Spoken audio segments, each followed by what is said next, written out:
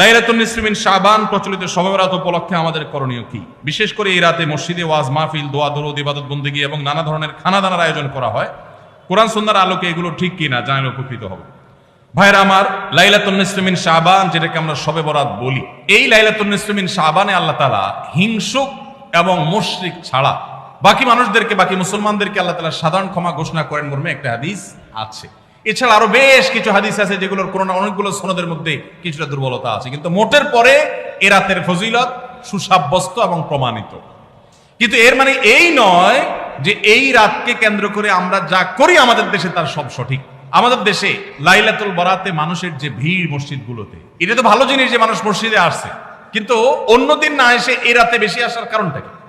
লাইলাতুল কদর বেশি ফজিলতপূর্ণ নাকি এই রাত বেশি ফজিলতপূর্ণ? লাইলাতুল কদরের সাথে কোনো তুলনা চলবে? সেই রাতে মানুষ কি এত বেশি ইবাদতের চেষ্টা করে?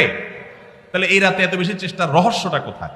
রহস্য হলো আমাদের দেশে মানুষ মনে করে যে এই রাতে ভাগ্য ঠিক হয়, অতএব সারা বছর যাই করি না করি এই একটা রাত মসজিদে গিয়া আল্লাহ বিল্লাহ করে যদি সারা বছরের ভাগ্যটা ঠিকঠাক করা যায়, এরপর আর মসজিদে যায় কিনা। এই চালাকি করলে কি ভাগ্য ঠিক হয়ে যাবে? ভাইরা আমার, লাইলাতুন নিসফি মিন শাবানকে কেন্দ্র করে বহুবিধ বিদআত, বহুবিধ বাড়াবাড়ি, বহুবিধ কুসংস্কার আমাদের সমাজে আছে। এক সময় তো প্রচুর পরিমাণ পটকা ফুটাফাটি চলতো। আলহামদুলিল্লাহ, প্রশাসনের ভাইয়েরা প্রতি বছর নিষেধাজ্ঞা আরোপ করেন এবং এটা অনেকটা কমেছে, যেটা আমাদের নিরাপত্তা হুমকির মধ্যে আমাদেরকে ফেলে। দ্বীনের নামে আমরা কখনো সেগুলো করতে পারি না। অনেক মসজিদে আলোকসজ্জা করা হয়। আলোকসজ্জা তো আপনি এমনিই করেন সারা বছর, কিন্তু এই রাতকে কেন্দ্র করে আলাদা করে আলোকসজ্জা করা, এই রাতকে কেন্দ্র করে ওই যে হালুয়া রুটি খাওয়ার একটা ব্যাপার এখনো আমাদের দেশে কোথাও কোথাও আছে। অনেকে মনে করে নবীজির দাঁত মোবারক শহীদ হয়েছেন উহুদের ময়দানে, তো তিনি হালুয়া খাইছেন, সেজন্য আমরা ভালো দাঁতে হালুয়া খাই। নবীজির দাঁত ভাঙে হালুয়া খাইছেন, আমাদের আস্ত দাঁতে আমরা কি খাই? হালুয়া খাই।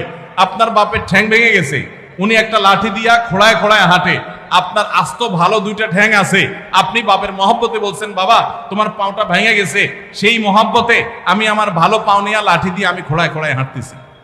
কি বলেন? বাপ খুশি হবে? খুশি হবে? বলবে এটা তো বেয়াদবি, তামাশা করতেছ আমার সাথে, আমার ভেঙাইতেছ। নবীজি সাল্লাল্লাহু আলাইহি সাল্লাম দাঁত মোবারক শহীদ হয়েছে বাতিলের বিরুদ্ধে জিহাদ করতে গিয়ে। আপনি বাতিলের সাথে আঁতাত করবেন আর হালুয়া খায়া নবীজির সুন্নাত আদায় করবেন, এর চেয়ে বড় হাস্যকর জিনিস আর হতে পারে না। অতএব সব ধরনের বাড়াবাড়ি কুসংস্কার আমাদের বন্ধ করতে হবে। এমনকি এই রাত উপলক্ষে মসজিদে দোয়া দরুদের জন্য সমবেত হওয়া, এ রাতে মানুষকে ডাকাডাকি করে একেবারে এই রাতের ফজিলতের জন্য মসজিদে সবাই একত্র হওয়াকে যারা জরুরি মনে করেন তারাও ভুলের মধ্যে আছে। ব্যক্তিগত ইবাদতে আল্লাহর ক্ষমা পাওয়ার জন্য চেষ্টা করতে পারেন, সেটা ভিন্ন বিষয়। আল্লাহ আমাদেরকে বুঝার তৌফিক দান করুন। আমাদের দেশে কেউ মারা গেলে চল্লিশা বা জমাত খাওয়া